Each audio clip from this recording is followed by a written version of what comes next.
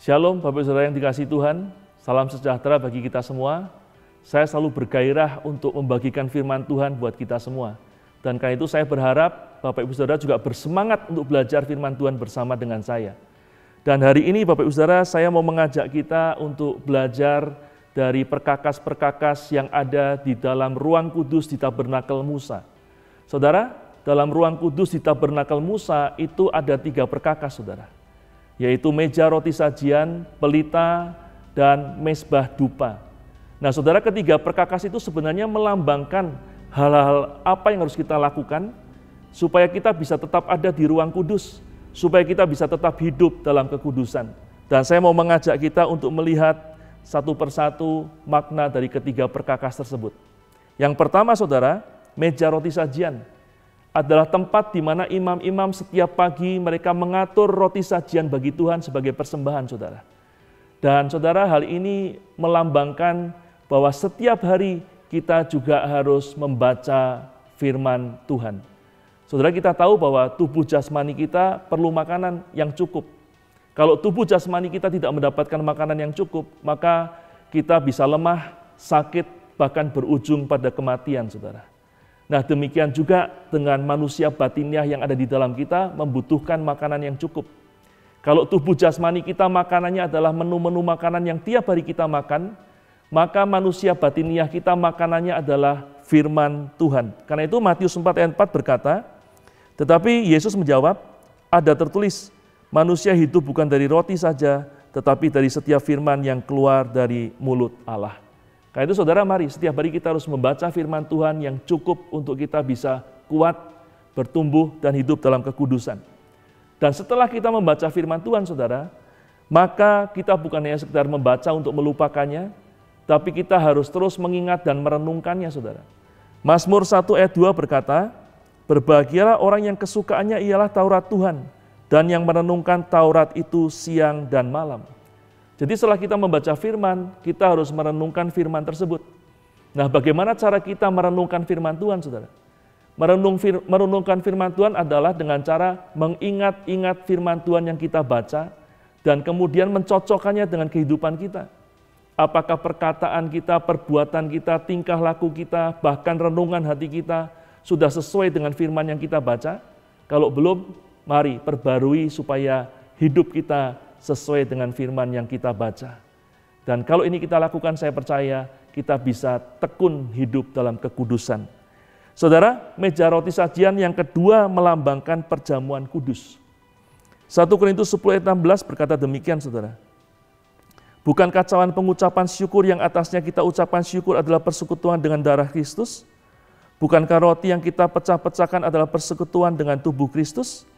Saudara, pada waktu kita menerima perjamuan kudus, maka saat itu persekutuan kita dengan Tuhan dan dengan sesama semakin diteguhkan.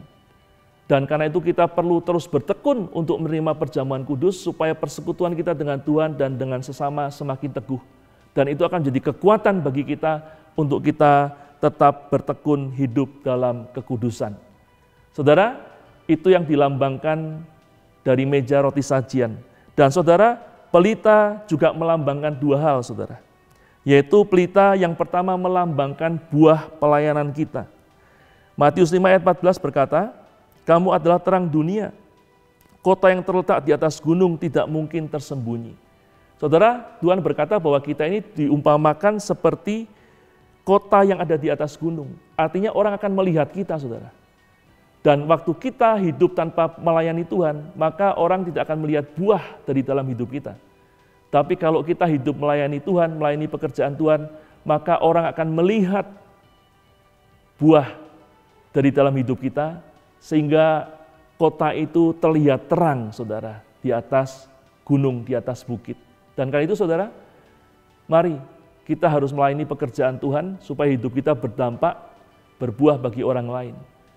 Banyak anak Tuhan pada waktu diajak untuk melayani pekerjaan Tuhan, mereka berkata, saya belum siap untuk melayani. Kenapa? Karena saya belum layak untuk melayani Tuhan. Karena itu mereka berpikir, mereka tunggu sampai mereka layak lebih dahulu, baru mereka melayani Tuhan.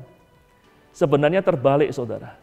Justru lewat melayani pekerjaan Tuhan, kita akan didorong untuk semakin hidup berkenan kepada Tuhan.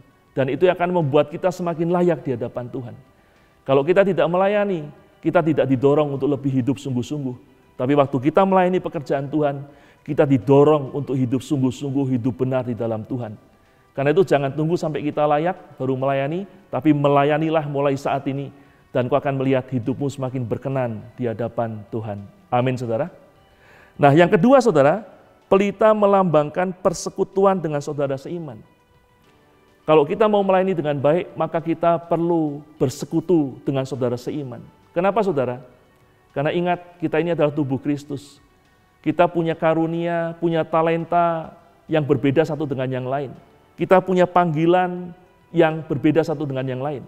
Apabila kita melayani seorang diri tanpa persekutuan dengan saudara seiman, pelayanan kita tidak akan maksimal, saudara. Tapi waktu kita bersekutu dengan saudara seiman, melayani bersama-sama, maka pelayanan kita akan berdampak dan berbuah sehingga jadi terang buat banyak orang. Dan karena itu, saudara, kita juga harus terus membangun persekutuan dengan saudara seiman. Hiduplah rukun dengan saudara seimanmu. Hiduplah rukun dengan teman-teman pelayananmu, supaya engkau bisa melayani Tuhan dengan baik. Dan kalau ini kita lakukan, seperti saya katakan tadi, saudara, kita akan beroleh dorongan untuk hidup berkenan kepada Tuhan. Sehingga kita bisa hidup tetap dalam kekudusan. Yang ketiga, saudara, mezbah dupa. Mezbah dupa melambangkan tentang doa-doa orang-orang kudus.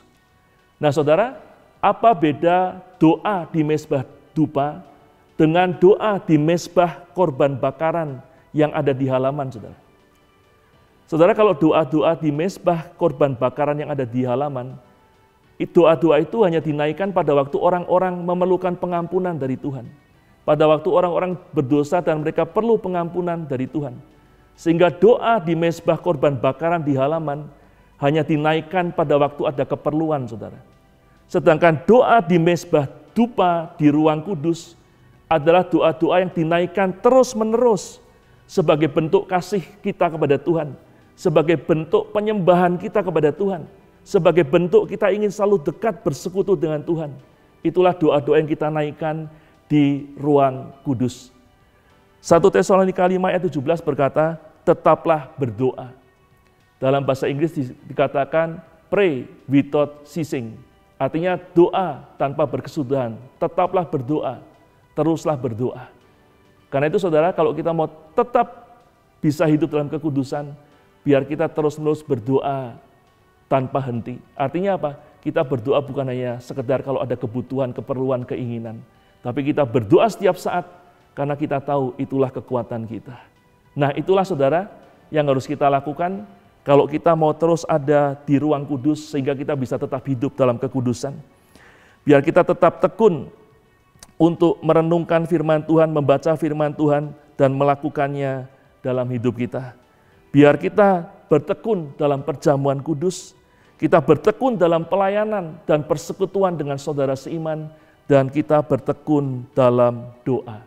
Dan saudara, inilah yang dilakukan oleh gereja mula-mula. Dalam Kisah Para Rasul pasal 2 ayat 41-42, firman Tuhan berkata, orang-orang yang menerima perkataannya itu memberi diri dibaptis, dan pada hari itu jumlah mereka bertambah kira-kira 3.000 jiwa. Dan mereka bertekun dalam pengajaran rasul-rasul dan dalam persekutuan, dan mereka selalu berkumpul untuk memecahkan roti dan berdoa. Karena itulah gereja mula-mula bertumbuh dengan sangat pesat dan orang-orangnya menjadi murid-murid Kristus yang membawa kabar keselamatan kepada banyak bangsa. Dan saya berdoa biar kita semua juga bisa hidup sebagai murid Kristus dan kita bertekun dalam hal-hal tadi yang sudah kita dengarkan. Karena itu, saudara, mari berdoa bersama-sama supaya kita beroleh kekuatan dari Tuhan untuk bisa tetap hidup dalam kekudusan. Mari satukan hati. Hamba-Mu berdoa dengan seluruh umat-Mu, Tuhan, tolong kami supaya kami bisa tetap ada di dalam ruang kudus dan kami bisa bertekun dalam kekudusan. Biar Roh Kudus yang menolong kami, memampukan kami untuk tiap-tiap hari bertekun di dalamnya.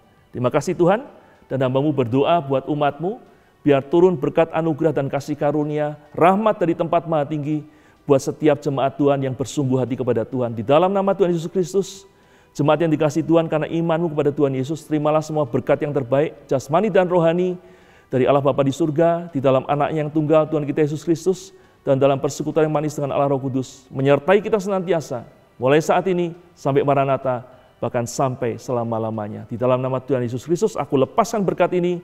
Haleluya. Amin. Demikian firman Tuhan hari ini, saudara. Biar jadi berkat buat kita semua. Sampai jumpa di kesempatan berikutnya. Tuhan memberkati dan shalom.